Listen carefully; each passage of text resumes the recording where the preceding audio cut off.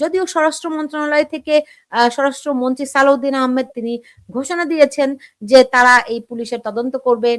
মির্জা ফখরুল ইসলাম আলমগীরও বলেছেন স্বরাষ্ট্রমন্ত্রী যেটা করবেন সেটিই হবে। ফলে এক ধরনের সম্মতি তারা দিচ্ছেন। কিন্তু শেষমেশ এই তদন্ত আদৌ হবে কিনা এই প্রশ্নটি থেকেই যাবে। কারণ বিএনপি নিজেও এর সঙ্গে জড়িত কিনা। কারণ যারাই এই আন্দোলনের পক্ষে ছিলেন বিভিন্ন ডিজাইন করে একদিকে সাধারণ মানুষকে স্নাইপার দিয়ে হত্যা করা, সেই দায় পুলিশের উপর দেয়া, আবার সেই অভিযোগেরকে ভিত্তি করে পুলিশকে হত্যা করা।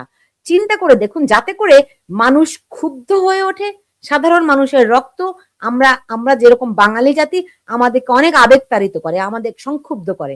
ফলে একে একে তরুণ প্রাণ ঝরে যাওয়ায় মানুষের ভেতরে যে ক্ষোভ তৈরি হয়েছিল, উদ্দেশ্যই ছিল মানুষকে আঘাতপ্রাপ্ত করা, যে দেখানো যে সাধারণ মানুষকে পুলিশ গুলি করে হত্যা করছে। অথচ ওই গুলিগুলো ছিল বেশিরভাগ ক্ষেত্রেই, আমি বলছি না যে পুলিশ কোনো গুলি চালায়নি, পুলিশ গুলি চালিয়েছে, কিন্তু বেশিরভাগ ক্ষেত্রেই ওই গুলিগুলো ছিল স্নাইপারের গুলি।